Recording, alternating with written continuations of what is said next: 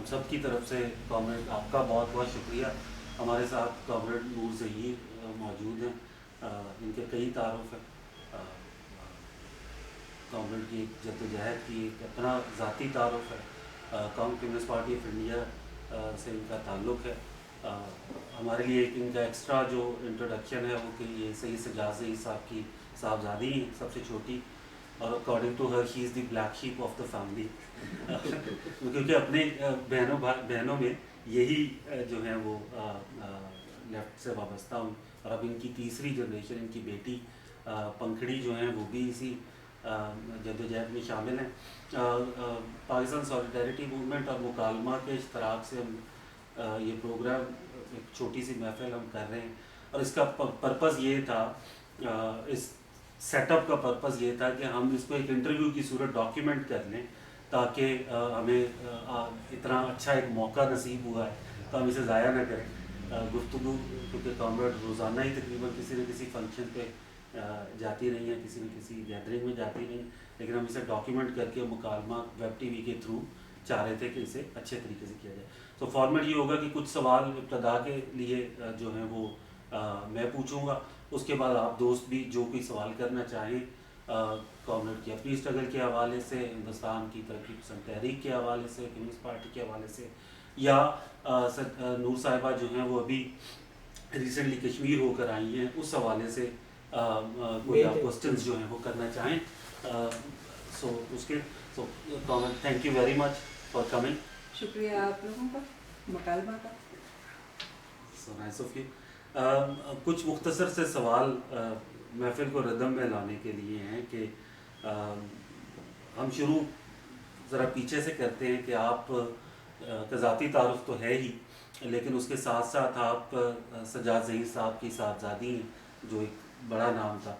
तो सवाल शायद ये होगा कि एक इतने बड़े बरगद के नीचे, कहते हैं कि पौधे नहीं उगते, तो नीचे इतना बड़ा दरख्त कैसे उगा है? शायद हम खुद गर्ज थे कि हमने बजाय अपने वालिद का नाम के आगे शर्मिंदा होना या उससे डर के भागने के बजाय हमने उसके बाद उठा लिया और पार्टी में बहुत कम उम्र में आ गए। AISF all India student federation जो है वो मैंने 18 बरस की उम्र में ज्वाइन की और 23 बरस की उम्र में फिर मैं CPI में आ गई। उसी से ही वो हमारा स्टूडेंट विंग ही है, तो हो सकता है उस वजह से।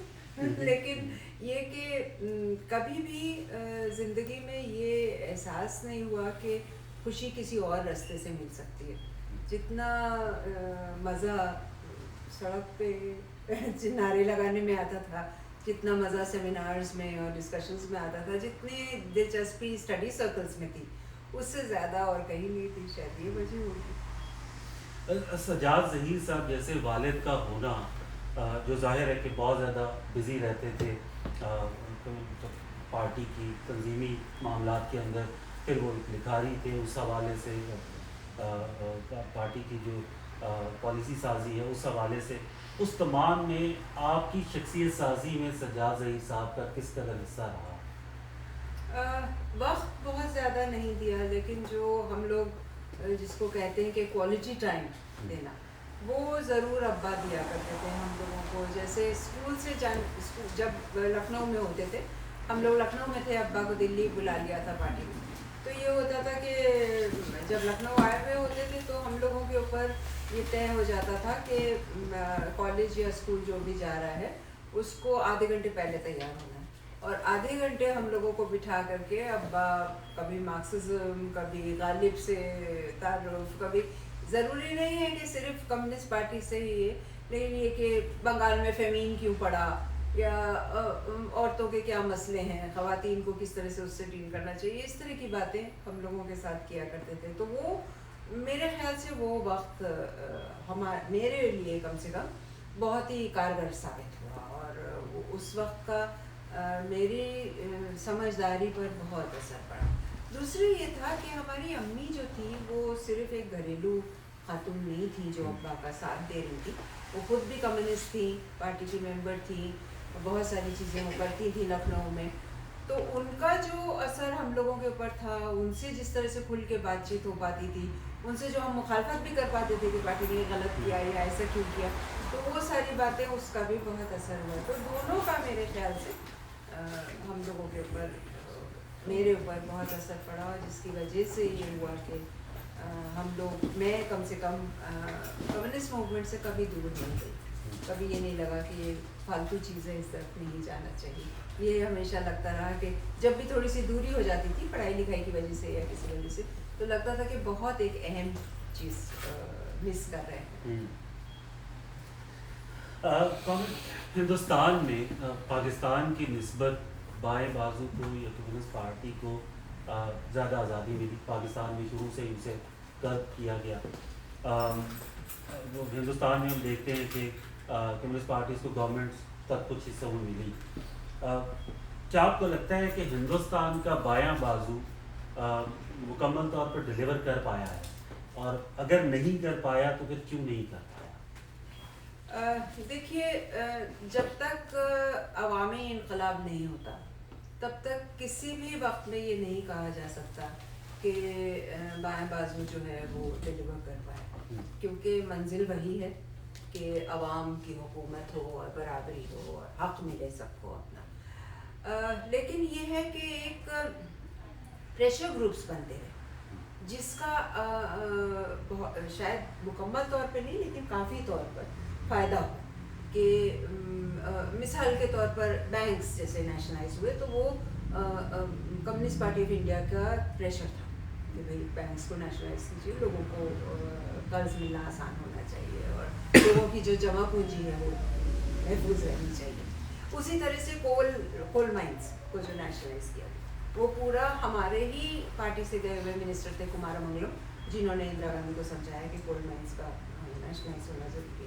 तो इस तरह की कई एक चीज़ें हुई। एजुकेशन में बहुत सारी तब्दीलियाँ हुई जो मुझे इस बात में मतलब बहुत खुशी भी हुई और बहुत दुख भी हुआ कि मेरी बेटी ने BA फर्स्ट ईयर में प्रोग्रेसिव राइटिंग पे पेपर इसका था, जो मेरे बचपन में नहीं था कॉलेज जब मैं पढ़ी।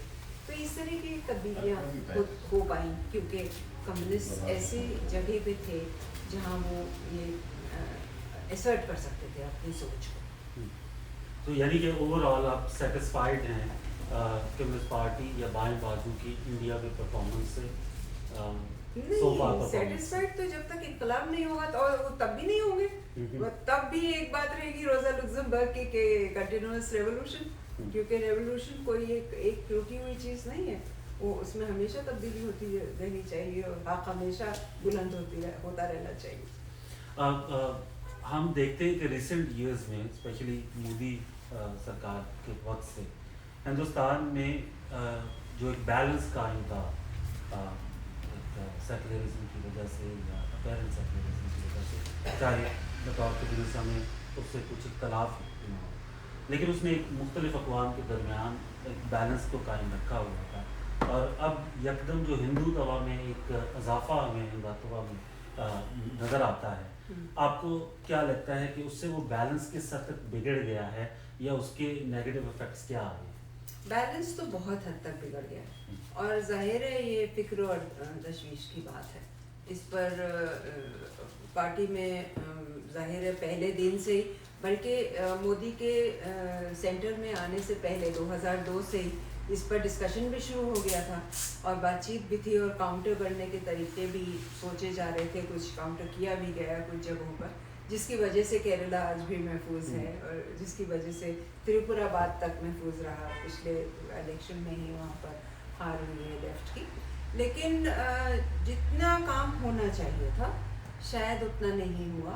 और हिंदुत्व जो बढ़ा है उसके पीछे सिर्फ लेफ्ट की नाकामयाबी नहीं है, उसके पीछे ये भी है कि एक रिलीजियस असर्शन पूरी दुनिया भर में हो रहा है और उस असर्शन का ये एक पहलू है कि हम लोगों ने शायद जिस वक्त हिटलर को हराया गया तो ये मान लिया कि अब फैशिज्म जो है वो हमने खदेड़ दिया है, लेकिन फैशिज्म कहीं जाता नहीं है, वो इधर उधर दुबका बैठा रहता है और मौका मिलने पर फिर उभरता है। वही हुआ है कि फैशिज्म, और मुझे ये कहने में कोई हिचकिचाहट नहीं होती कि मोदी की फैशिस्ट गवर्नमेंट है और वो फैशिज्म के तई हिंदुत्व का इस्तेमाल कर रहे हैं। हम थोड़ा सा अगर टिट लेते हैं, मुझे पता है एक कॉमरेड जिसका हिंदुस्तान से ताल्लुक़ है उससे ये सवाल शायद बहुत ज़्यादा रेलिवेंट ना हो, लेकिन क्योंकि एक तो आप सीनियर फिगर हैं, आप यकीनन नज़र रखती हैं और फिर आप पाकिस्तान आती जाती भी रही हैं। पाकिस्तान में बाएं बाजू की परफॉर्मेंस को आप या नॉन परफॉर्मेंस को आप किस नज़र से देखती हैं? मुझे जिस चीज़ जो सबसे पहला एक लेफ्ट कल्चरल शॉक लगा, वो तो था प्रेजेंस ऑफ एनजीओज इन पाकिस्तान।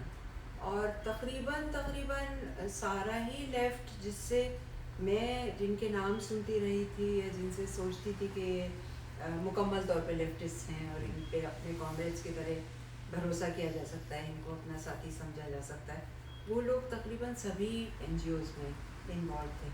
हम लोगों के यहाँ ये हुआ था कि सीपीआई और सीपीएम दोनों ने बहुत कामयाबी से, मतलब तकरीबन 90% कामयाबी से एनजीओज को बाहर रखा था। मतलब आप अगर काम करने लगे हैं एक एनजीओ में और आप पार्टी मेंबर भी हैं तो आपसे सवाल जवाब भी होगा, आपको निकाला भी जा सकता है। तो आप दोनों चीज़ें नहीं कर सकते। और वो बहुत सारे लोगों ने फिर ये चुना कि वो पार्टी के साथ रहेंगे और एनजीओ नहीं ज्वाइन करेंगे, हालांकि उसमें बहुत पैसा था। तो वो मेरे ख्याल से सबसे ज़्यादा फिक्र की बात है किसी भी लेफ्टिस्ट के लिए कि एक नकली फसाड पैदा किया जा रहा है कि आप कुछ कर पा रहे हैं, यानी बहुत बड़ी तब्दीली इनकलाब करने की आपकी क़ुव्वत नहीं है, तो आप ये छोटी छोटी तब्दीलियाँ, मतलब आधा गांव की जिम्मेदारी आप ले लें, आप एक मोहल्ले की जिम्मेदारी ले लें, और फिर एनजीओ की जो चीज़ें हैं कि आज एजुकेशन में है, कल उनको पानी पे की सप्लाई पे ज़्यादा पैसा मिलने लगेगा तो उधर चले जाएंगे,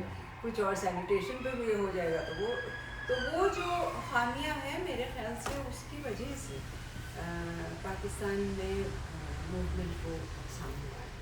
और शायद कुछ हद तक पाकिस्तान में लोग भी ये समझ रहे हैं और ख़ुद ब खुद पीछे हट रहे हैं उससे, जो मेरे ख्याल से वेलकम डिसीजन है, फैसला है।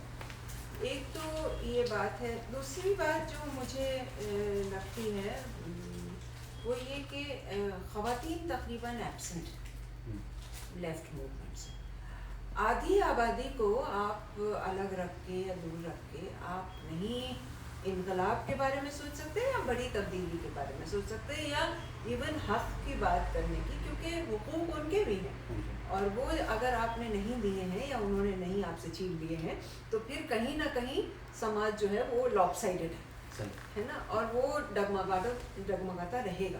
मैं ये बात यहाँ पर साफ कर दूँ कि विमेंस मूवमेंट से या औरतों की आज़ादी से मैं बिल्कुल ये नहीं चाहती हूँ कि अभी तक मर्द हम पे डोमिनेट कर रहे थे, अब हम लोग डोमिनेट करें, क्योंकि बहरहाल उससे समाज का पहिया जो है वो फिर इम्बैलेंस हो जाएगा और वो इम्बैलेंस चलता रहेगा। लेकिन बराबरी की कोशिश करनी पड़ेगी। लोग इस तरह की बात करते हैं कि ख़वातीन खुद तो नहीं मांग रही हैं तो आप लोग क्यों इतना ये करें, और मदद उनकी कैसे की जाए और क्यों की जाए जब वो खुद ही नहीं चाह रही। तो जो बिल्कुल ज़मीन पे गिरा हुआ है या बिल्कुल मतलब मुंह के बल है, उसको आपको हाथ तो बढ़ाना पड़ेगा, सहारा देना। तो अगर आपने वो सहारा नहीं दिया तो कहीं ना कहीं कम्युनिस्ट मूवमेंट कमज़ोर जाएगा। ये दो चीज़ें मुझे पाकिस्तान हमने बड़ा एक अजीब इत्तेफाक ये देखा है, बाकी दोस्त भी शायद लेटर ऑन उस पर बात करें कि बहुत काफ़ी ज़्यादा लोग जो लेफ़्ट से वाबस्ता थे सोवियत के बाद वो यकदम इस एनजीओ कल्चर का हिस्सा बने। यकीनन हिंदुस्तान में भी कुछ लोग शायद बने हो, उस बड़े पैमाने पे ना बने हो, लेकिन आहिस्ता आहिस्ता ये हुआ कि नौजवान नस्ल जो है वो हमेशा कंफ्यूज की जाने लग पड़ी, क्योंकि लेफ़्ट से वाबस्ता लोग जब लेफ़्ट पे तनकीद करते हुए एनजीओ कल्चर का हिस्सा बनकर न्यू लिबरलिज़म को एक नया सलूशन पेश करते हुए नौजवान नस्ल को आज़ादियों की तरफ लाते हैं, तो शायद उनके लिए ज़्यादा आसान होता है अट्रैक्ट हो जाना उस न्यू लिबरलिज़म की जानिब। भारत आपकी जो आपने तशख़ीस की शायद वो बहुत अहम है और हमारे बाएं बाजू के दोस्त उस पर तवज्जो करेंगे।